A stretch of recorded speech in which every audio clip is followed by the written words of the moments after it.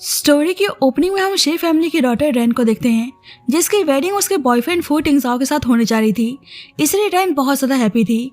पर जब भी वहाँ पर चाइना के सबसे पावरफुल मैन जाओ यान की एंट्री होती है, यान आते ही बोलता है कि वेडिंग नहीं हो सकती। फू टिंगजाओ कहने लगता है कि तुम चाहते क्या हो। यान साफ बोलता है कि उसको रैन चाहिए और रैन को जबरदस्ती अपने साथ लेकर जाने लगता है।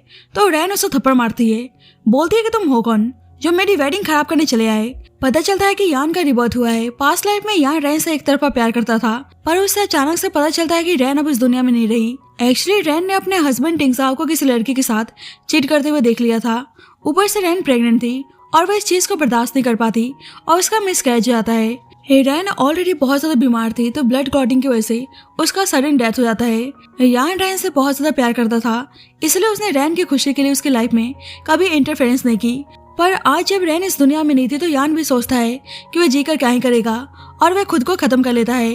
अब यान का रिबर्थ हुआ था, इसलिए यान किसी भी कीमत में रैन को खोने के लिए तैयार नहीं था और उसे जबरदस्ती उठा के ले जाने लगता है। टिंगजाओ उसके कार के सामने आता है, तो यान साफ उसे क्रैश करके आगे बढ़ने को बोलता है।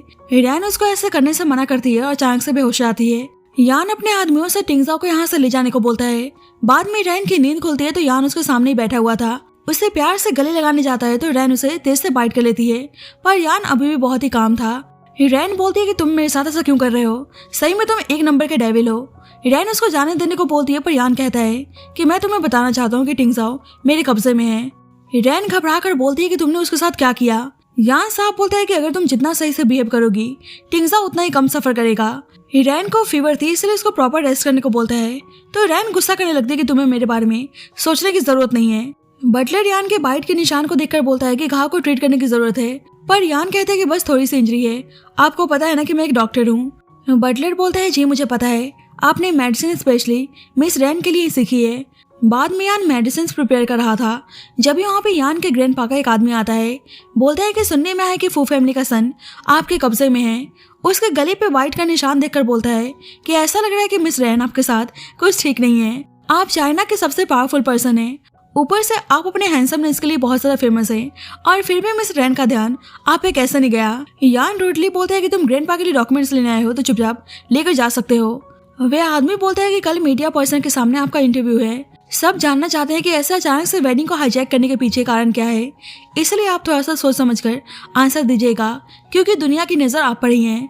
पर यान गुस्से में उसको जाने को बोलता है। बाद में रैन यान के स्टडी रूम के बाहर आकर सोचती है कि मैं ऐसा क्या करूं कि डेविल टिंगजाओ को छोड़ दे। थोड़ी देर बाद यान खुद ही बाहर आता है।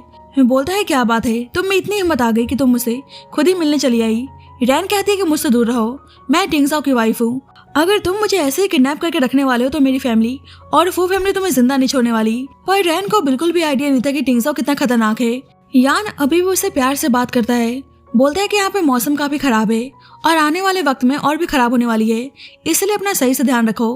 रैन कहती है कि हम दोनों कभी एक नहीं हो सकते, और मैं जिससे प्यार करती हूँ वो। अब आगे टिंगजाओ का नाम लेते कि यान कहता है कि मैं तुम्हें उसके पास कभी नहीं जाने दूंगा, नहीं तो वह तुम्हें मार डालेगा। पता चलता है कि जब रैन मिसकैरेज के बाद बहुत ज्यादा बीमार पड़ गई थी, तो टिंगजाओ उल्टा उसकी फिक्र दिखाने के बजाय बोलता है कि डॉक्टर ने कहा है कि तुम्हारे पास मुश्किल से कुछ दिन ही बचे हैं, तो तुम अपनी हार्ट याओ को डोनेट क्यों नहीं कर देती, कम से कम मरने से पहले कुछ अच्छा काम करके जाओ। मतलब सही में टिंगजाओ बहुत ज्यादा बेशर्म था, पर रैन को उसके इंटेंशन के बारे में बिल्कुल भी आइडिया नहीं था, इसलिए यहाँ से बोलती है कि अगर मुझे कोई मारेगा भी तो वे तुम ही होंगे। मुझे पता है कि तुम मुझसे शादी करना चाहते हो, पर ऐसा सपने में भी नहीं होने वाला। पर यान अभी भी उसके साथ कामली बिहेव करता है, लेकिन यान फिर से उसको बाइट कर लेती है। यान बहुत ही प्यार से बोलता है कि मुझसे शादी करने के अलावा तुम्हारे पास दूसरा कोई ऑप्शन नहीं है। बाद में यान उस बाइट के निशान पर बहुत ही प्यार से किस करता है। उसने सोच लिया था कि अगर रैन को जिंदा रखने के लिए टिंगजाओ को खत्म भी करना होगा, तो वह उसके लिए भी तैयार है। जल्दी यान का बॉडीगार्ड बाहर से आवाज देता है कि जो पर्सन बेसमेंट में लॉक है, उसकी कंडीशन बहुत ज्यादा खराब हो चुकी है। बाद में यान मीडिया पर्सन के सामने बताता है कि यान मेरी फियांसे है। रिपोर्टर्स पूछते हैं फिर उनकी शादी कब होने वाली है। यान कहता है कि बस थोड़ा सा टाइम है, और अपने बाइट के निशान की तरफ इशारा करके बोलता है पर मेरी वाइफ कुछ ज्यादा ही बेताब है। तो सब शर्माने लगते हैं। रैन भी न्यूज देख रही थी, उसे बहुत ही गुस्सा आता है कि मीडिया के सामने वह ऐसे पागलपंती कर रहा है, वह उससे शादी बिल्कुल भी नहीं करने वाली। ऊपर से गुस्से में सामान तोड़ने लगती है, तो बटलर बोलता है प्लीज सब शांत हो जाइए। रैन अपने भाई को कॉल करती है, तो उसका भाई बोलता है कि अब चिंता मत करो, यान आपको कभी भी हर्ट नहीं करेगा। पता चलता है कि उसके भाई का भी रिबर्थ हुआ है। उसे पता था कि कैसे यान ने उसके सिस्टर के लिए खुद को भी खत्म कर लिया था। मियान पूछती है कि तुम्हें जाओ यान का नाम कैसे पता। अब उसका भाई क्या ही बोलता, इसलिए बहाना बनाता है कि यान उनकी कंपनी के इन्वेस्टर हैं, इसलिए उसे उनके बारे में थोड़ा बहुत पता है। रैन बोलती है पर टिंगजाओ का क्या, तुम पहले बोला करते थे ना कि मैं और टिंगजाओ एक दूसरे के लिए परफेक्ट मैच हैं। उसका भाई सुनकर बोलता है कि अभी तक टिंगजाओ मरा नहीं, कहता है कि अगर आप वापस आना चाहती हैं तो हम आपको लेने के लिए आ जाएंगे। अब रैन टिंगजाओ को देखने के लिए बेसमेंट में आती है तो बॉडीगार्ड उसको अंदर जाने से मना करता है, बताता है कि टिंगजाओ ऑलरेडी यहाँ से भाग चुका है। पर रैन को लगता है कि वो झूठ बोल रहे हैं, इसलिए लॉकअप के अंदर चली जाती है। तो बॉडीगार्ड जल्दी से कॉल करके यान को बताता है, पर यान कहता है कि कोई नहीं, बस उसको डराना मत। अब सही में टिंगजाओ वहाँ से बाहर आ चुका था और उसकी हालत काफी खराब थी। यान उसके पास आता है तो टिंगजाओ गुस्सा करने लगता है कि तुम हो कौन, जब मुझसे मेरी पर्सनल फ्रीडम छीनने की हिम्मत कर रहे हो। यान बोलते हैं कि पर्सनल फ्रीडम की बात तुम कर रहे हो, तुम्हें आइडिया भी है किसने तुम्हारी वजह से कितना कुछ सफर किया है। पता चलता है कि रैन बीमार थी और फिर भी टिंगजाओ उसे अपने घर में कैद करके रख रहा था। रैन रिक्वेस्ट करती है कि उसको जाने दे, पर मिसकैरेज होने के बाद भी टिंगजाओ उसके साथ जबरदस्ती करता है। टिंगजाओ यान पे गुस्सा करने लगता है कि रैन सिर्फ मेरी वाइफ है। यान बोलते हैं कि अच्छा, पर जितना मुझे पता है तुमने मेरी फियांसे के साथ अभी तक मैरिज सर्टिफिकेट कलेक्ट नहीं किया है, तो तुम्हारी हिम्मत कैसे हुई मेरी फियांसे को अपनी वाइफ बताते हुए। टिंगजाओ बोलता है कि अगर तुम रैन को पाना चाहते हो तो मेरे साथ फेयर कंपटीशन करो। यान कहता है कि तुम में इतनी हिम्मत आ गई कि तुम मेरे साथ कंपटीशन करने की बात कर रहे हो, तुम उस लायक हो भी। वैसे भी मैं तुम्हें बताना चाहता हूँ कि मैं और रैन जल्दी शादी करने जा रहे हैं, फालतू में यहाँ पे मर मरा गए तो हमारी वेडिंग के लिए बैड लक होगा। तुम अपने घर जाना चाहते हो ना, तो ठीक है, मैं तुम्हें जाने दे रहा हूँ, इसलिए चुपचाप यहाँ से निकल जाओ। तो टिंगजाओ डरते हुए वहाँ से भागने लगता है। यान का आदमी बोलता है कि आप सही में इसको जाने दे रहे हैं। यान बोलता है कि बिल्कुल भी नहीं, उसे अभी कार से उड़ा दो। तो उसका आदमी उसको कार से हिट कर देता है। यान कहता है कि अभी इस आदमी को वापस से उसकी फैमिली में फिकवा दो और किसी को इस पे नजर रखने के लिए भेज देना। यान टिंगजाओ को इतनी आसानी से नहीं मारने वाला था, वह उसको दिल दिल तरपा के मारना चाहता था ताकि रैन का रिवेंज ले सके। इधर रैन हैप्पी थी कि चलो सही है कि टिंगजाओ यहाँ से बचकर भागने में कामयाब हो गया। जल्दी यान आता है, बोलता है कि तुम कुछ खा क्यों नहीं रही। बटलर बोलता है कि मैडम कब से आपके आने का इंतजार कर रही थी। तो रैन बटलर को गुस्से में घूरने लगती है। यान रैन से बोलता है कि अगर ऐसी बात है तो अब से मैं ऑफिस से जल्दी आ जाया करूंगा ताकि हम दोनों साथ में डिनर कर सके। रैन बोलती है कि इसकी कोई जरूरत नहीं है क्योंकि जल्दी मेरी फैमिली मुझे लेने के लिए आ रही है।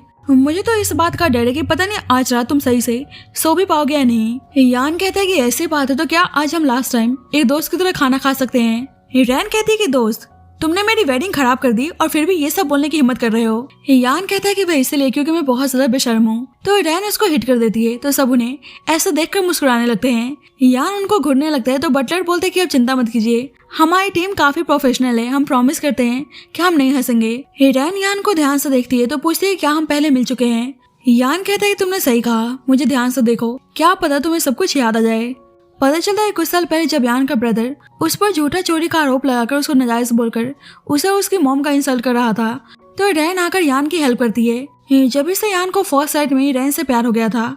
अब यान रैन के काफी क्लोज था तो रैन को बहुत ही अजीब लगता है। जल्दी उन्हें पता चलता है कि रैन की फैमिली आ चुकी है तो रैन एक्साइटेड होकर उनसे मिलने जाने लगती है। पर यान हाउसकीपर से रैन को उसके रूम में ले जाने को बोलता है, पर रैन कुछ भी सुनने को तैयार नहीं थी, इसलिए यान खुद ही जबरदस्ती उसको रूम में लेकर आता है। पूछता है क्या तुम मुझसे नफरत करती हो। रैन कहती है कि तुमने जबरदस्ती मुझे कैद करके अपने पास रखा है तो ऑफ कोर्स मैं तुमसे बहुत ज्यादा नफरत करती हूँ। यान कहते हैं कि मुझसे नफरत करती हो तो इसका मतलब तुम्हें मेरी परवाह है। अब हमारी जल्दी शादी होने वाली है, इसलिए आज मैं तुम्हारे फादर से इस बारे में प्यार से बात करने की कोशिश करूंगा। और उसे किस करके चला जाता है जिससे रैन को बहुत ही गुस्सा आता है। अब यान आता तो रैन के फादर चुपचाप उसे उनकी डॉटर को बुलाने को बोलते हैं, पर रैन का भाई जुन बहुत ही प्यार से यान को ब्रदर इन लॉ कह के ग्रीट करता है। बोलता है कि थैंक यू मेरी सिस्टर का ध्यान रखने के लिए। मुझे पता है कि मेरी सिस्टर काफी गुस्सैल टाइप की है, वैसे आप चिंता मत करो, मैं आपकी और मेरे डैड की सुलह कराने की कोशिश करूंगा, पर मेरी सिस्टर को आपको ही संभालना होगा। यान बोलते हैं कि तुम मुझे जानते भी हो जो मुझ पे इतना ट्रस्ट कर रहे हो। जुन बोलता है कि आप पे ट्रस्ट ना करूं तो क्या उस बेकार से आदमी टिंगजाओ पे करूं। यान को डाउट होता है कि कहीं रैन के भाई का भी रिवर्स तो नहीं हुआ है। रैन के फादर जुन पे गुस्सा करने लगते हैं कि इस आदमी ने तुम्हारी सिस्टर को किडनैप करके अपने पास रखा है और तुम हो जो इतने प्यार से बात कर रहे हो। यान से बोलते हैं कि मुझे पता है कि तुम्हारी जाओ फैमिली बहुत ही पावरफुल है, इसका मतलब ये नहीं कि तुम्हारा किसी भी वेडिंग को हाईजैक करने का हक बनता है। पर यान बोलता है कि रैन तो मेरे पास रहेगी और हाउस की पर्सन को चाय देने को बोलता है तो उसके फादर गुस्से में चाय का कप नीचे फेंक देते हैं। ऊपर से रैन भी रूम में तोड़फोड़ कर रही होती है तो यान बटलर को ऊपर जाकर देखने का इशारा करता है। रैन के फादर बोलते हैं कि मैं यहाँ पे चाय पीने नहीं अपनी डॉटर को लेने आया हूँ, इसलिए चुपचाप उसको मेरे हवाले कर दो। यान बोलते हैं कि जल्दी मेरी और रैन की शादी होने जा रही है। तो रैन के फादर बोलते हैं कि रैन का हस्बैंड सिर्फ टिंगजाओ है, ऐसा करके तुम मेरी डॉटर का रेपुटेशन खराब करना चाहते हो। इधर बटलर डोर ओपन करके देखने आता है तो रैन रूम से निकलकर चली जाती है। दूसरी साइड यान रैन के फादर से बोलता है कि सबको पता है कि मैंने वेडिंग को होने से रोका था, इसलिए अगर रेपुटेशन खराब होगा तो मेरा होगा, इसका रैन पे कोई इफेक्ट नहीं पड़ने वाला। वैसे भी जाओ और शी फैमिली में शादी होगी तो इससे आपकी शी फैमिली को ही बेनिफिट मिलने वाली है। आपको पता है कि फू फैमिली इतनी पावरफुल नहीं है। मेरा कहना है कि आप फू फैमिली के साथ अपने सारे कॉपरेशन कैंसिल कर दो। मैं आपके सारे लॉसेस के लिए कंपनसेशन करने को तैयार हूँ। पर रैन के फादर बोलते हैं कि मैं ऐसा नहीं है जो पैसों के लिए अपनी डॉटर को सेल कर दे, इसलिए ऐसा कभी नहीं होने वाला। और तुम मेरी डॉटर से शादी करना चाहते हो, पर मेरी डॉटर तुमसे कभी शादी नहीं करने वाली। यान बोलता है कि अगर खुद ही रैन शादी करने के लिए तैयार होगी तो जुन यान के फुल सपोर्ट में था।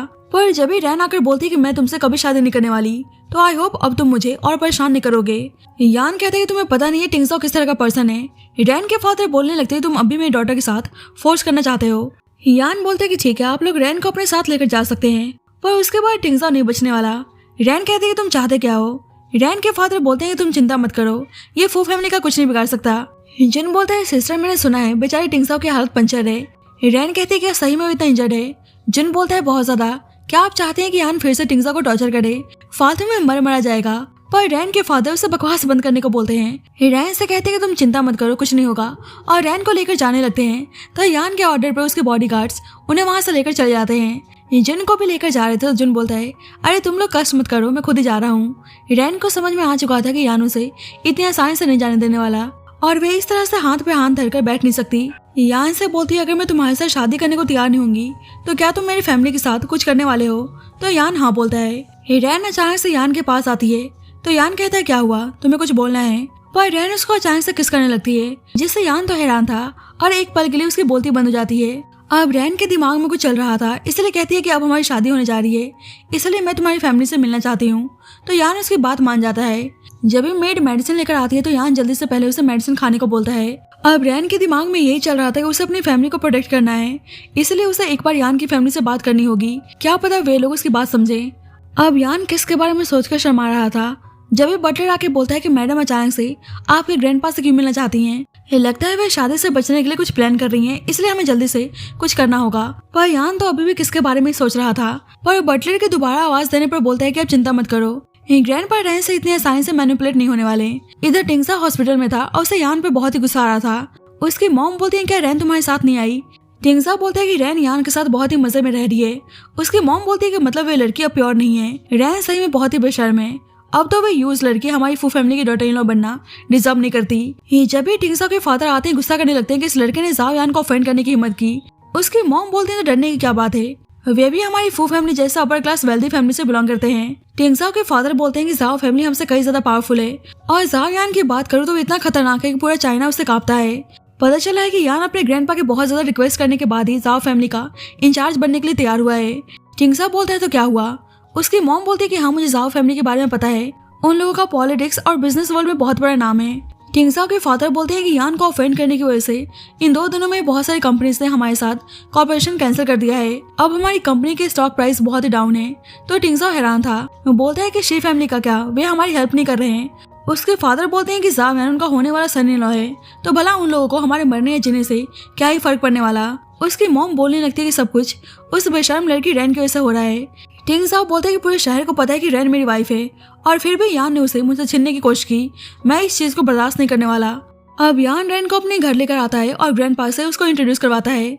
ग्रैंडपा सोचता है तो यही लड़की जिसके चक्कर में यान इतना चेंज हो चुका है। जल्दी वहाँ पर उसका ब्रदर चैंग आता है, जानबूझकर बोलता है तो तुम सही में शादी करने जा रहे हो। यान उसके पैरों की तरफ देखने लगता है, उसको याद दिलाने की कोशिश करता है कि उसी ने उसकी ऐसी हालत की है। चैंग रैन से बोलता है कि ऐसा लग रहा है कि हम पहले मिल चुके हैं, पर रैन थोड़ी सी कंफ्यूज थी। अब ग्रैंडपा को यान से अकेले में बात करनी थी, इसलिए यान चला जाता है। अब उसके जाने के बाद चैंग बोलता है सिस्टर इन लॉ क्या सही में मैं आपको याद नहीं हूँ। यान को पता था कि चैंग कोई ना कोई प्रॉब्लम क्रिएट करने की कोशिश करेगा, इसलिए हाउस कीपर से उसको रूम में ले जाने के लिए भेजा होता है, पर चैंग जाने से मना कर देता है। रैन से कहता है कि यान को डर है कि मैं तुम्हें सच ना बता दूं। रैन कहती है तो आपके कहने का मतलब है कि आपके क्रिपल होने में यान का हाथ है। अब ये मत पूछना कि मुझे कैसे पता, साफ दिख रहा था कि तुम यान के सामने कैसे डर रहे थे।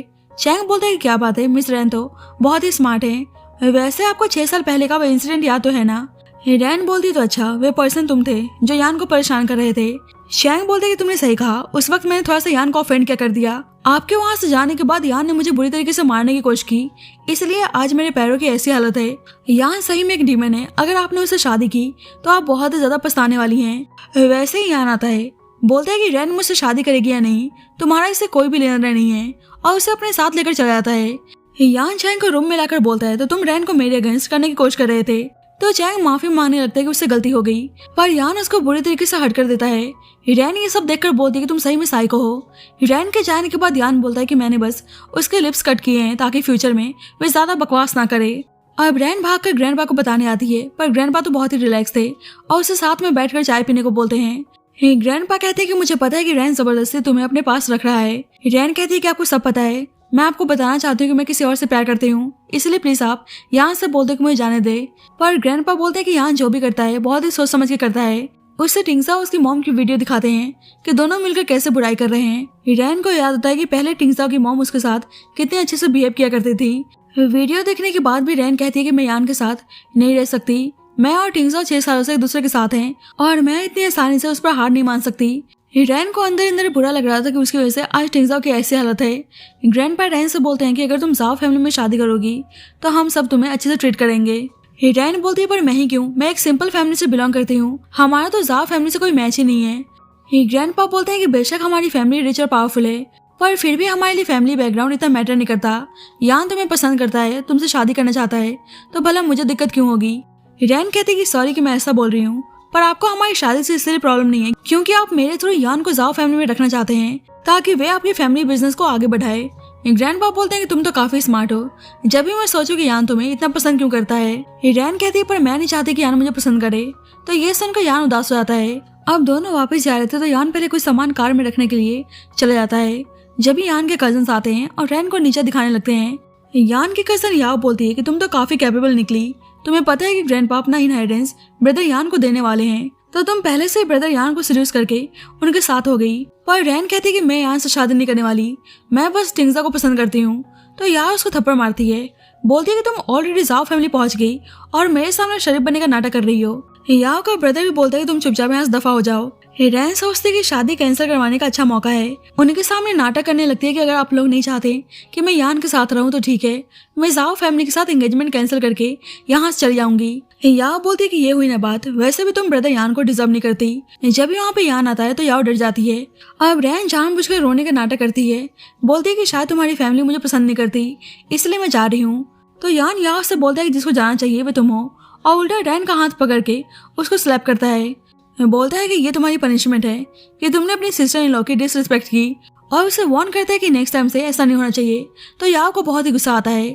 अब दोनों जा रहे होते तो रैन पूछती है क्या तुमने टिंगजाओ के हॉस्पिटल रूम में कैमरा इंस्टॉल करवाया है। यान कुछ बोलता है कि रैन कहती है कि मुझे टिंगजाओ उसके मॉम की बात सुनकर बहुत ही दुख हुआ, पर जब मैंने इस बारे में ध्यान से सोचा तो मुझे रियलाइज हुआ कि उन्हें यहाँ तक लाने के लिए तुम इन्हें फोर्स किया है।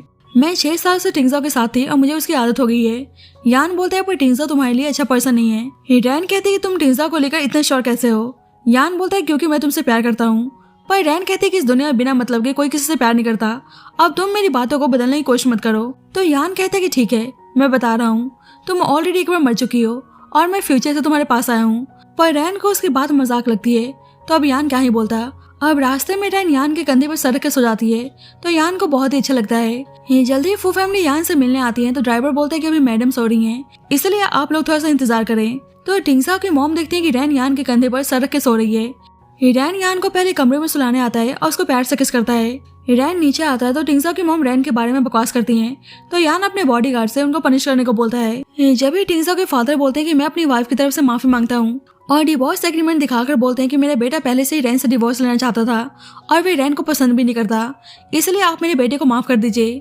अब ये सारी बातें रैन भी सुन लेती है, उदास होकर अपने रूम में चली जाती है। टिंगजाओ के फादर उनकी कंपनी बैंकरप्ट ना करवाने की रिक्वेस्ट करते हैं, तो यान बोलता है कि आगे से गलती से भी उन लोगों की वजह से रैन को कोई दिक्कत नहीं होनी चाहिए। तो टिंगजाओ के फादर यान की सारी बात मानने को तैयार थे। जल्दी यान को पता चलता है कि रैन अचानक से बेहोश हो गई है।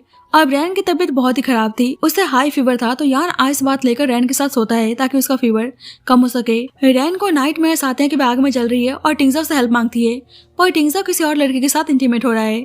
अब सपने की वजह से रैन टिंगजाओ का नाम लेती है, पर फिर भी यान बोलता है कि वे उसके साथ है और उसके साथ इंटीमेट होने लगता है तो रैन फिर से टिंगजाओ का नाम लेती है। अब यान को बहुत ही जलन होती है, बोलता है कि एक बार देख लो कि मैं कौन हूँ। तो रैन यान का नाम लेती है। यान बोलता है कि तुम चिंता मत करो, मैं तुम्हें कुछ नहीं होने दूंगा। नेक्स्ट मॉर्निंग रैन की नींद खुलती है तो देखती है कि यान के काफी करीब है। यान बोलता है फिक्र मत करो वाइफ, मैंने तुम्हारे साथ कुछ नहीं किया। रैन कहती है कि मैं तुम्हारी वाइफ नहीं हूँ। यान बोलते है कि कल हमारी शादी होने जा रही है तो ऑफ कोर्स तुम मेरी वाइफ हो। रैन देखती है कि उसके गले पर बहुत सारे निशान हैं तो पूछती है कि ये सब क्या है। यान कहते हैं कि बस मैंने तुम्हें थोड़ा सा प्यार किया था, क्या मैं और प्यार कर सकता हूँ। तो रैन उसको रूम से बाहर निकाल देती है और रूम के बाहर बटलर था। बोलते हैं कि वेडिंग की सारी तैयारी हो चुकी है, अब दोनों की वेडिंग सेरेमनी होने जा रही थी। रैन के फादर अब भी इतने हैप्पी नहीं थे, पर यान कहता है कि वे रैन को हमेशा प्रोटेक्ट करेगा और उसे बहुत ज्यादा प्यार देगा। फाइनली दोनों की वेडिंग सेरेमनी पूरा होता है। यान रैन को किस करने जा रहा होता है तो रैन को थोड़ा सा अजीब लगता है। यान बोलता है कि अब तुम मेरी वाइफ हो और फिर भी तुम इतना शर्मा रही हो। तो रैन अपनी आंखें बंद कर लेती है और यान उसे बहुत ही प्यार से किस करता है। बाद में यान रैन की केयर कर रहा था तो रैन अचानक से पूछती है कि तुम्हारी लाइफ में कोई तो लड़की जरूर होगी जिसको तुम पसंद करते होंगे। यान बोलता है कि हाँ एक लड़की थी, एक्चुअली वह लड़की रैनी थी जिसको यान 7 सालों से पसंद करते हुए आ रहा था। पर रैन को सुनकर जलन होती है, बोलती है कि एक तो मेरी वेडिंग डिस्ट्रॉय करके तुमने मुझसे शादी की, ऊपर से मेरे सामने बोलने की हिम्मत कर रहे हो कि तुम किसी और लड़की को पसंद करते थे। तो यान मुस्कुराने लगता है। जल्दी वहाँ पे रैन की केयर टेकर आती हैं तो रैन इनको देखकर सरप्राइज थी। एक्चुअली यान ने रैन की केयर टेकर को यहाँ बुलाया होता है ताकि रैन को अपना सा फील हो। ऊपर से यान उसको इतना ध्यान रख रहा था तो रैन बहुत ही हैप्पी थी। अब दोनों सोने जा रहे होते तो यान बोलता है कि तुम्हें याद है ना, आज हमारी वेडिंग नाइट है। तो रैन बहाना बनाती है कि मुझे कुछ अच्छा फील नहीं हो रहा। यान कहता है कि अच्छा ऐसी बात है तो चलो मैं तुम्हें थोड़ा सा कंफर्टेबल फील कराता हूँ। रैन कहती है कि वो कैसे। तो यान उसे यहाँ वहाँ किस करने लगता है तो रैन उसको ऐसा करने से मना करती है। यान कहता है कि मैं कुछ नहीं कर रहा, पर चलो मुझे किस दो। पर रैन अब भी मना कर रही थी तो यान उसको अचानक से किस करके प्यार से हक करके सो जाता है। नेक्स्ट मॉर्निंग रैन धीरे से जा रही होती है तो यान उल्टा उसको कस के हक कर लेता है। अब रैन एक्सीडेंटली उसको हिट कर देती है तो बेचारे का मुंह देखने लायक था, जिससे रैन को यान के लिए थोड़ा सा बुरा भी लगता है। जल्दी उन्हें पता चलता है कि यान की एक और कजन उसे मिलने आई है। एक्चुअली यान के अपनी इस कजन के साथ बहुत ही अच्छा रिलेशन था। उसकी कजन बताती है कि हमने सही केस किया था। अब यान जानबूझकर टिंगजाओ के पास जाने की सोच रही है ताकि सिस्टर इन लॉ से रिवेंज ले सके। यान बोलते है पर तुम फिक्र मत करो, उससे पहले मैं तुम्हारी सिस्टर इन लॉ को अपने प्यार में गिरा कर रहूंगा। बाद में रैन देखती है कि टिंगजाओ ऑनलाइन उसके बारे में काफी उल्टा सीधा लिख रहा है। जब भी उसके पास उसके भाई जुन की कॉल आती है, जुन बोलता है कि आपने देख लिया टिंगजाओ कितना बेकार आदमी है। रैन कहती है कि मुझे आइडिया नहीं था कि टिंगजाओ मुझे इतना नापसंद करता है। जुन पूछता है क्या आप अब भी टिंगजाओ से प्यार करती हैं। रैन कहती है कि अब मैं यान की वाइफ हूँ इसलिए मुझे टिंगजाओ की बातों से कोई फर्क नहीं पड़ता। तो ये सुनकर यान को बहुत अच्छा लगता है। उसकी कजन यान को देखकर सोचती है कि भाई अपने ही घर में चोरों की तरह बिहेव कर रहे हैं। यान की कजन रैन से मिलने आती है, उसके लिए बहुत सारी एक्सपेंसिव चीजें लेकर आई थी। तो रैन तो हैरान थी। यान की कजन उसको टीज करती है कि वैसे आप दिन में काफी थकी थकी नजर आ रही थी, लगता है कि भाई ने आपको सोने नहीं दिया। रैन कहती है कि ऐसी बात नहीं है, वैसे भी तुम्हारे भाई की लाइफ में लड़कियों की कमी थोड़ी है। अब उसकी कजन कुछ बोलती है कि जब भी उसको पता चलता है कि घर से कॉल आई है तो बात करने के लिए चली जाती है। जब भी यान रैन के पास आता है बोलता है तो तुम्हें लगता है कि मैं क्लीन नहीं हूँ, तुम मुझे चेक कर सकती हो। रैन कहती है कि मैं कैसे चेक करूँ। यान बोलता है कि मेरी वाइफ का जैसा मन चाहे वो मुझे चेक कर सकती है। रैन को बहुत ही अजीब लगता है, बोलती है कि ये सब सही नहीं है। यान कहता है कि ऑलरेडी हम दोनों की शादी हो चुकी है तो एक हस्बैंड और वाइफ के बीच में इंटीमेट रिलेशनशिप होना नॉर्मल है। यान खुद को टच कराने लगता है तो रैन कहती है क्या तुम सभी लड़कियों से खुद को ऐसे टच कराते हो। यान कहता है कि नहीं तुम अकेली हो। रैन उसको देखे जा रही थी तो यान बोलता है क्या हुआ, मैं इतना हैंडसम हूँ। तो रैन इशारे से हाँ बोलती है। यान कहता है तो तुम मुझे किस करना चाहोगी। रैन सोचती है कि यान के सामने खुद को कंट्रोल क्यों नहीं कर पाती। उससे पूछ करके बोलती है कि आखिरकार तुम हो कौन। यान बहुत ही प्यार से बोलता है कि प्रीवियस लाइफ में मैं तुम्हारा डॉग था और अब तुम्हारा हस्बैंड, और उससे अचानक से किस करके चला जाता है। इधर याओ टिंगजाओ के पास आकर बोलती है कि मैं सिस्टर इन लॉ के बिहाफ पर तुमसे मिलने आई हूँ। तुम्हें पता है कि मेरे भाई फोर्सली रैन को अपने पास रख रहे हैं, तो मैं रैन को पाने में तुम्हारी हेल्प कर सकती हूँ। टिंगजाओ बोलता है कि वो कैसे। याओ कहती है कि तुम्हें मेरे साथ देना होगा, सिस्टर इन लॉ खुद ही तुम्हारे पास भागी चली आएंगी। एक्चुअली याओ को लग रहा था कि रैन टिंगजाओ से प्यार करती है तो वे टिंगजाओ को अपना बनाकर रैन से अपने इंसल्ट का रिवेंज लेगी। इधर रैन डिनर करने के बाद बाहर गार्डन में घूमने के लिए चली जाती है तो यान देखता है कि रैन के फोन में याओ और टिंगजाओ का मैसेज आ रहा है। याओ लिखती है कि लास्ट टाइम के लिए सॉरी, इस वक्त मैं आपके लिए टिंगजाओ का ख्याल रखने आई हूँ, बेचारा बहुत ही तकलीफ में है। टिंगजाओ भी लिखता है कि तुम यान से दूर रहना, मैं सही में तुमसे बहुत ही प्यार करता हूँ। तो ये सब देखकर यान को बहुत ही गुस्सा आता है। उसे पता था कि रैन ये सब कुछ पढ़कर उदास हो जाएगी और केयर टेकर से बॉयल्ड एग लाने को बोलता है। कुछ देर बाद रैन वापस आकर मैसेज देखती है तो यान उनसे बॉयल्ड एग ऑफर करता है। रैन कहती है कि तुम्हें लगा कि मैं ये सब कुछ जानकर रो रो कर अपनी आंखें सुझा लूंगी, तो तुमने एडवांस में मेरे लिए बॉयल्ड एग्स प्रिपेयर करके रखा था तो यान हाँ बोलता है, कहता है कि तुमने मुझसे शादी की है इसलिए मैं तुम्हें कभी भी उदास नहीं होने दूंगा। रैन कहती है कि ऐसी बात है तो वे अपने घर जाना चाहती है। तो यान कहता है कि ठीक है, कल मैं तुम्हें तुम्हारे घर लेकर चलूंगा। रैन कहती है क्यों, तुम्हें डर लग रहा है कि मैं भाग जाऊंगी। यान बोलता है कि शादी के बाद मुझे भी तो तुम्हारी फैमिली वालों से मिलने का हक बनता है। केयर टेकर दोनों को प्यार से बात करते हुए देखकर रैन के फादर को कॉल करके बताती है कि मिस्टर जाओ मिस रैन का बहुत ही ख्याल रखते हैं। मिस रैन सही में बहुत ही लकी हैं। इधर टिंगजाओ याओ से बोल रहा होता है कि तुमने कहा था कि अगर हम रैन को बस मैसेज भेजेंगे तो वे भागकर मेरे पास आएगी, लेकिन एक दिन गुजर गया, उसका कहीं था पता नहीं चल रहा। याओ बोलती कल मेरे भाई का बर्थडे है इसलिए वे भाई के साथ अपने पेरेंट्स से मिलने गई है और खुद ही टिंगजा को सीरियस करने की कोशिश करती है। जब भी टिंगजा की मॉम आती हैं, उन्हें पता चलता है कि याओ जाओ फैमिली की डॉटर है, तो बोलती है काश तुम्हें मेरी डॉटर न होती। पर टिंगजा बोलता है कि आपको ये सब नहीं बोलना चाहिए, लेकिन उसकी मॉम बोलती है कि तुम टिंगजा की बातों पर ध्यान मत दो।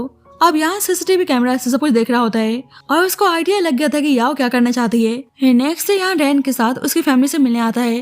तो रैन के फादर बोलते हैं कि अब मुझे पता चला कि टिंगजाओ कितना बेकार आदमी है और मैं रैन की शादी उस जैसे आदमी से कराने जा रहा था। यान से बोलते हैं कि वैसे मुझे एक बात समझ में नहीं आई, तुम्हें पहले से टिंगजाओ के कैरेक्टर के बारे में पता कैसे चला। यान बोलता है कि मैं रैन को कॉलेज टाइम से पसंद करता हूँ, इसलिए मुझे शुरू से ही टिंगजाओ पसंद नहीं था और कोई बात नहीं है। अब यान तो उन्हें अपने प्रीवियस लाइफ के बारे में बता तो नहीं सकता था। रैन कहती है कि आप यान की बातों पर ध्यान मत दो, पर जुन कहने लगता है कि टिंगजाओ ऑनलाइन ऑफलाइन आपके बारे में बकवास कर रहा है और फिर भी आप उसका साइड ले रही हैं। रैन कहती है कि मैं एक बार खुद ही टिंगजाओ से फेस टू फेस मिलकर बात करना चाहती हूँ। यान बोलते है तुम सही मुझसे मिलना चाहती हो। रैन कहती है कि हाँ लास्ट टाइम। तो यान बोलते है कि ठीक है तुम जा सकती हो। रैन हैरानगी से बोलती है तुम सही में मेरी बात मानने को तैयार हो गए। जुन बोलते है कि मैंने कहा था ना कि ब्रदर इन लॉ बहुत अच्छे पर्सन है। रैन कहती है तुम यान का इतना साइड क्यों ले रहे हो, कहीं यान ने तुम्हें अच्छा बोलने के लिए ब्राइब तो नहीं दिया। जुन बोलते है कि ऐसा कुछ नहीं है। यान कहते है कि वैसे तुम मुझे अपने भाई की तरह लाड़ प्यार कब करने वाली हो। रैन कहती है शायद नेक्स्ट लाइफ में। यान मन ही मन में सोचता है कि मैं तुम्हें कैसे बताऊं कि ऑलरेडी हमारी नेक्स्ट लाइफ है। बाद में यान और जुन साथ में ड्रिंक कर रहे होते हैं। तो यान बोलता है तो तुम्हारा भी रिबर्थ हुआ है, पर जुन अनजान बनने का नाटक करता है। यान कहते हैं कि जब हम फर्स्ट टाइम मिले थे तो तुमने मुझे ब्रदर इन लॉ कह के बुलाया, जबकि तुम मुझे सही से जानते भी नहीं थे और फिर भी तुम अपनी सिस्टर के सामने मेरा साइड ले रहे थे। तो बताओ मैंने सही कहा ना, तुम्हारा भी रिबर्थ हुआ है। अब जुन देखते है कि उसकी सिस्टर यहीं पर है, कहीं वो सुन ना ले, इसलिए नशे में होने का नाटक करने लगता है। तो उसके डैड उसको वहां से लेकर चले जाते हैं। रैन यान के पास आती है, देखती है कि यान की लिप्स पर वाइन लगी है, तो खुद ही अपने हाथों से क्लीन करती है। यान उसे हक कर लेता है, बोलता है क्या तुम्हें वाइन पसंद है, तुम ट्राई करना चाहोगी। तो रैन उसे किस करने लगती है, तो यान भी उसे किस करने से खुद को रोक नहीं पाता। यान पूछता है तो तुम्हें किस कैसे लगी। रैन कहती है कि मैं तो बस वाइन टेस्ट कर रही थी। यान बोलता है कि ठीक है मैं समझ गया। रैन के जाने के बाद यान अपने बॉडीगार्ड से याओ तक कुछ मैसेज भिजवाने को बोलता है। इधर याओ टिंगजाओ के साथ ही जब भी रैन आती है तो टिंगजाओ थोड़ी देर के लिए याओ को बाहर जाने को बोलता है। याओ बाहर आती है तो यान का बॉडीगार्ड वहीं पे खड़ा था। बोलता है कि मिस्टर जाओ का मैसेज है, अगर आपने गलती से मिस रैन को नुकसान पहुंचाने की कोशिश की तो अंजाम बहुत ही बुरा होगा। तो याओ को बहुत ही गुस्सा आता है। इधर टिंगजाओ रैन से बोलते है कि तुम मुझसे प्यार करती हो ना, तो फिर तुमने यान से शादी क्यों की। रैन डिवोर्स एग्रीमेंट दिखाकर बोलती है कि मैं तुमसे कुछ पूछना चाहती हूँ, क्या तुमने ये खुद ड्राफ्ट किया है। तो टिंगजाओ नाटक करने लगता है कि सब करने के लिए मुझे यान ने फोर्स किया था। रैन कहती है कि अच्छा तो तुम मुझसे शादी करना चाहते हो। अब ये सब कुछ यान देख रहा था। टिंगजाओ बोलता है कि मैं तुमसे शादी नहीं कर सकता, वे यान एक नंबर का पागल है, उसने मेरे साथ कुछ कर दिया तो। रैन कहती है कि तुम सही में बहुत ही डरपोक हो, तुम्हें इतना भी नहीं पता कि अपनी गर्लफ्रेंड को प्रोटेक्ट कैसे करते हैं, इसलिए तुम सारा ब्लेम दूसरों पर डालने की कोशिश कर रहे हो।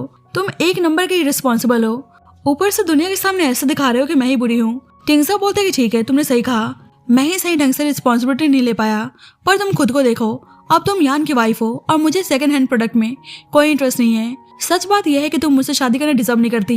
गुस्से में पानी का ग्लास नीचे फेंकता है तो रैन के पैर पर कट लग जाता है। तो ये सब देखकर यान जल्दबाजी में भागकर रैन के पास आता है। यान का बॉडीगार्ड टिंगजाओ को मारने लगता है तो उसकी मॉम और याओ भागकर आती हैं और टिंगजाओ के ऐसे हाथ देखकर सारा ब्लेम रैन पे लगाने लगती हैं। तो यान दोनों को बकवास बंद करने को बोलता है। याओ से कहते हैं कि बस ग्रैंडपा की वजह से मैं तुम्हें छोड़ रहा हूँ, लेकिन तुमने आगे से दोबारा ऐसी हरकत की तो ज्यादा दिन तक तुम जिंदा नहीं बचने वाली। और रैन को उठाकर घर लाता है और अपने हाथों से खुद ही उसकी ड्रेसिंग करता है। रैन कहती है कि तुम कॉलेज टाइम से मुझे पसंद करते हुए आ रहे हो, जबकि मैं 6 साल से टिंगजाओ के साथ थी। यान कहता है कि मैंने तुमसे शादी की है क्योंकि मैं तुम्हें पसंद करता हूँ, यहाँ पास्ट या फ्यूचर की बात नहीं है, मैं हमेशा तुमसे प्यार करता रहूंगा। रैन कहती है कि अगर मैं तुमसे प्यार नहीं कर पाई तो फिर तुम क्या करोगे। यान कहते हैं कि तुम मुझसे प्यार करते हो या नहीं मुझे कोई फर्क नहीं पड़ता, पर मैं हमेशा तुम्हें प्रोटेक्ट करूंगा और तुम्हें सारी खुशियां देने की कोशिश करूंगा। तो रैन को सुनकर बहुत ही अच्छा लगता है। बोलती है कि वैसे मिस्टर यान आप बहुत ही टाइम से मुझे मेडिसिन खिलाते हुए आ रहे हैं, वैसे मैं कब तक ठीक हो पाऊंगी। यान बोलते है कि शायद लाइफ टाइम लग सकता है, कहीं रिकवर होने के बाद तुम मुझे छोड़कर भाग गई तो रैन कहती है कि फिर तो मैं बहुत ही जल्दी रिकवर होना चाहती हूँ। यान कहता है कि तुम सही में बहुत ही हार्टलेस हो। अब दोनों का ऐसे नोक झोंक करते हुए देखकर बटलर मुस्कुराने लगता है, पर जब यान देखता है तो बटलर वहां से भाग जाता है। बाद में यान रैन को भी मेडिसिन के बारे में सिखा रहा होता है। रैन को अपने क्लोज देखकर वह खुद को रोक नहीं पाता, उससे किस करने जा ही रहा था कि जब ग्रैंडपा का आदमी आकर बताता है कि ग्रैंडपा उन्हें घर बुला रहे हैं। यान मना करता है तो ग्रैंडपा का आदमी बताता है कि मिस याओ ने खुद को मारने की कोशिश की है, तो रैन हैरान थी। अब यान जाओ फैमिली आता है तो याओ की मदर गुस्सा करने लगती है कि आज उस लड़की के चक्कर में याओ की ऐसी हालत है, इसलिए यान को रैन से डिवोर्स लेने को बोलती हैं। याओ भी कहती है कि हाँ, उसी लड़की की वजह से आज मैं इतनी तकलीफ में हूँ। ग्रैंडपा बात खत्म करने के लिए याओ की मॉम से माफी मांगने को बोलते हैं, पर यान कहता है कि मैंने कोई गलती नहीं की तो माफी किस बात की, और याओ की पट्टी हटाकर दिखाता है कि याओ बस चोट लगने का नाटक कर रही है। बोलता है कि नेक्स्ट टाइम से अगर इसने मेरी वाइफ को परेशान करने की कोशिश की तो सही में आगे से नहीं बचने वाली। इधर रैन परेशान थे कि अभी तक यान नहीं आया। बटलर बताता है कि याओ और उसकी मॉम ने नाटक किया था ताकि यंग मास्टर को आपको डिवोर्स देने पर मजबूर कर सके। रैन कहती है फिर क्या हुआ। जब भी यान आकर बोलता है कि तुम जानना ही चाहती हो तो मुझसे क्यों नहीं पूछती। रैन उसका खाना खाने को बोलती है तो यान उसको अपने क्लोज खींचकर साथ में डिनर करने को बोलता है। रैन को अजीब लगता है इसलिए बोलती है कि वो सोने जा रही है, तो यान कहता है कि ठीक है, मैं भी तुम्हारे साथ सोना चाहता हूँ, और उसको उठा के बेडरूम में ले जाता है। तो उन्हें ऐसे हंसते खेलते हुए देखकर बटलर और केयरटेकर को बहुत ही अच्छा लगता है। बाद में रैन को पता चलता है कि आज यान की मॉम की डेथ एनिवर्सरी है और वह इस वक्त अपनी मॉम के ग्रेव पर गया है, तो रैन भी बटलर से उसे वहाँ पर लेकर चलने को बोलती है। अब यान अपनी मॉम के ग्रेव पर आकर शेयर करता है कि अब उसकी रैन से शादी हो चुकी है। यान आज भी जाओ फैमिली से गुस्से में था कि उसके फादर ने अपनी मिस्ट्रेस के चक्कर में उसकी मॉम को सही से ट्रीट नहीं किया, ऊपर से उनकी मिस्ट्रेस भी उसकी मॉम को हमेशा से ह्यूमिलेट करती हुई आ रही थी, इसलिए आज उसकी मॉम इस दुनिया में नहीं थी। उसके बाद से यान बहुत ही गुस्से में था, बोलता है कि अगर मुझे उस औरत का बेटा मिल गया तो मैं उसको जिंदा नहीं छोड़ने वाला। रैन बटलर से पूछती है तो क्या यान का कोई हाफ ब्रदर भी है, तो बटलर बोलता है कि हाँ, पर पता नहीं वे कहाँ पर है। बटलर ये भी बताता है कि यान के 2 अंकल थे, जिसमें से एक अंकल का एक सन एक कार एक्सीडेंट में मारा गया, पर अभी तक पता नहीं चला कि उस एक्सीडेंट के पीछे किसका हाथ था। अब यान का जो कजन कार एक्सीडेंट में मारा गया था उसकी मॉम यानी यान की आंट सदमे में चली गई थी, तो यान का एक और कजन शाओ उन्हें भड़काने की कोशिश करता है कि आपके बेटे की मौत के पीछे यान का हाथ है, और उन्हें यान को मारने के लिए इंस्टिगेट करता है। शाओ इसलिए ऐसा कर रहा था ताकि यान को अपने रास्ते से हटाकर खुद ही इनहेरिटेंस को पा सके। दूसरी साइड यान ने एक पार्टी थ्रो की थी। पार्टी में यान ऑफिशियल अनाउंस करता है कि रैन उसकी वाइफ है। यान के कजन रैन से बोलती है कि भाई का बिजनेस वर्ल्ड में बहुत ही बड़ा नाम है, इसी वजह से उनके बहुत सारे दुश्मन हैं। वैसे ही यान की आंट यान को शूट करने आती हैं, तो रैन बीच में यान को बचाने आती है, पर यान उसको साइड कर लेता है और गोली उसे लग जाती है। तो ये सब देखकर रैन बेहोश हो जाती है। यान की आंट यान पर गुस्सा करने लगती हैं, तो यान उनको यहाँ से लेकर जाने को बोलता है। बाद में रैन होश में आती है तो भागकर यान के पास आती है, पूछती है कि तुम ठीक तो हो ना। यान कहता है कि तुम टेंशन मत लो, बस गोली छूकर निकली थी, मैं बिल्कुल ठीक हूँ। रैन देखती है कि उसका काफी ब्लड लॉस हुआ है। यान कहता है क्या हुआ, तुम्हें मेरी चिंता हो रही है, वैसे ये बताओ कल मुझे ब्लॉक करने की क्या जरूरत थी, तुम्हें कुछ हो जाता तो। पर रैन तो उससे प्यार करने लगी थी, उसको समझ में आ गया था कि यान उससे कितना प्यार करता है।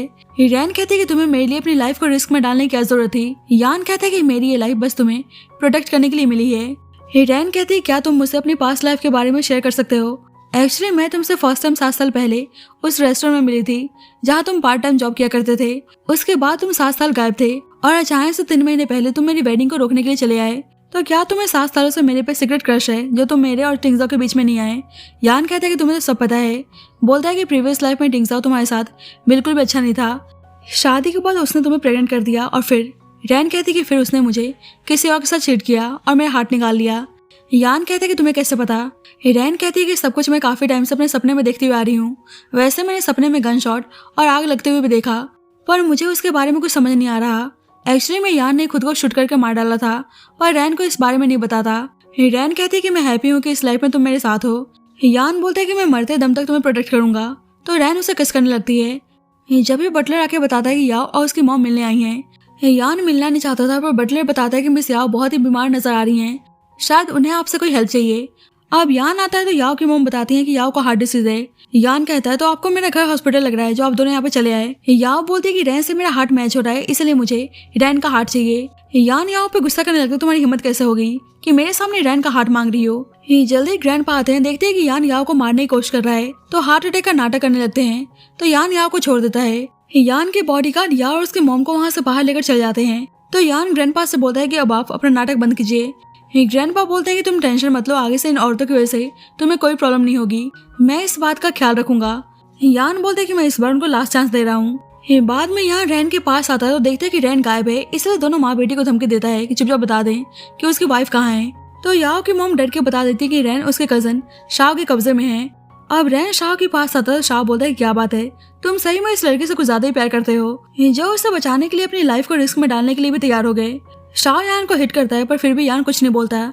शाओ यान पे गुस्सा करने लगता है कि मैं जाओ फैमिली के इनहेरिटेंस का हकदार था और फिर भी ग्रैंडपा पता नहीं तुम्हें कहाँ से लेकर चले आए। चलो मैं तुम्हें बताना चाहता हूँ कि तुम्हारे और तुम्हारी वाइफ में से मैं किसी एक की जान बख्श सकता हूँ, तो बताओ क्या तुम अपनी वाइफ के साथ स्विच करने को तैयार हो। जब भी वहाँ पे चैंग आता है, शाओ चैंग से बोलता है कि तुमने भी यान की वजह से बहुत कुछ सफर किया है, इसलिए आज मैं तुम्हें एक अच्छा शो दिखाने जा रहा हूँ। यान रैन के साथ अपना प्लेस एक्सचेंज करने को तैयार हो जाता है और खुद ही रैन को लॉकअप से बाहर निकालकर उसके प्लेस पर बैठ जाता है। शाओ तो बहुत ही हैप्पी था और यान को शूट करने जा रहा था, तो चैंग बोलता है कि यान की वजह से आज मेरी ऐसी हालत है, इसलिए मैं खुद ही यान को अपने हाथों से मारना चाहता हूँ। तो शाओ खुशी खुशी चैंग को अपने गन दे देता है, पर चैंग उल्टा शाओ को शूट कर देता है। रैन इमोशनल होकर यान से बोलने लगती है कि मुझे लगा था कि आज मैं तुम्हें खो दूंगी, पर यान कहता है कि मुझे कुछ नहीं होगा और ना ही मैं तुम्हें कुछ होने दूंगा। बाद में यान चैंग से पूछता है कि तुमने मेरी जान क्यों बचाई। चैंग बोलता है कि तुम्हारे साथ मैंने खुद की भी जान बचाई है, तुम्हारे बाद नेक्स्ट टर्न मेरा ही आता। मुझे ग्रैंडपा से पता चला कि उन लोगों को मेरी ट्रू आइडेंटिटी के बारे में पता चल चुका था। यान कंफ्यूज था तो चैंग बता देता है कि मैं ही तुम्हारा हाफ ब्रदर हूँ। अपनी मॉम के बिहाफ पर यान से माफी मांगता है, कहता है कि मुझे 2 महीने पहले पता चला कि मेरी मॉम की वजह से तुम्हारी मॉम ने कितना कुछ सफर किया था। तो यान भी चैंग से माफी मांगता है और फाइनली दोनों भाइयों के बीच में अब सब कुछ नॉर्मल था। बाद में यान रैन को उसके स्कूल लेकर आता है, तो रैन पूछते है कि तुम्हें मेरे स्कूल के बारे में कैसे पता। यान कहता है क्योंकि मैं तुम्हें यहाँ पर देखने आया करता था। रैन बोलती है कि मुझे तुम्हारी बातों पर यकीन नहीं है, तो यान उसके बारे में सब कुछ डिटेलिंग्स में बताने लगता है। यान को देखकर गेट कीपर यान को हेलो बोलने आता है, तो रैन कहती है कि आप इसको कैसे जानते हैं, ये तो इस स्कूल का स्टूडेंट भी नहीं था। गेट कीपर बताता है कि 6 या 7 साल पहले यान यहाँ पे आया करता था। यान से बोलने लगता है तुम्हें याद है एक लड़की बेहोश हो गई थी और तुम उसको उठाकर हॉस्पिटल ले गए थे। जितना मुझे याद है वह लड़की कुछ रैन जैसा दिख रही थी। रैन को याद आता है कि जब वे होश में आई थी तो उसके सामने टिंगजाओ था। रैन पूछती है क्या तुमने मेरी जान बचाई है, तो टिंगजाओ झूठ बोल देता है। अब दोनों को साथ में देखकर यान चुपचाप वहाँ चला जाता है। सब कुछ याद करके रैन यान से बोलती है तो तुम मेरे सेवियर थे। यान बोलते है कि तुम्हें तो कुछ याद था नहीं। गेट कीपर से बताता है कि अब उसकी रैन की शादी हो चुकी है, तो गेट कीपर बोलने लगता है कि जब भी तुम स्कूल के वॉल से जंप करके रैन को देखने आया करते थे, मतलब तुम रैन को जब से पसंद करते थे। रैन यहाँ से बोलती है कि जब मैं होश में आई थी तो टिंगजाओ मेरे सामने था, मुझे लगा कि उसने मेरी जान बचाई है, इसलिए मैं उसके साथ थी, पर तुमने मुझे सच क्यों नहीं बताया। यान कहता है कि उस टाइम तुम्हारा बॉयफ्रेंड था, तो फिर बताकर क्या ही मिलता, मैं तुम दोनों की लाइफ को डिस्टर्ब नहीं करना चाहता था। रैन बोलती है पर अब मैं बहुत ही हैप्पी हूँ कि तुम मेरे साथ हो, और उसे किस करती है और फाइनली इसी के साथ स्टोरी की हैप्पी एंडिंग होती है। So thank you so much guys for watching this video. बाकी आपको स्टोरी कैसी लगी please let me know in the comment section and जब तक के लिए bye bye and take care.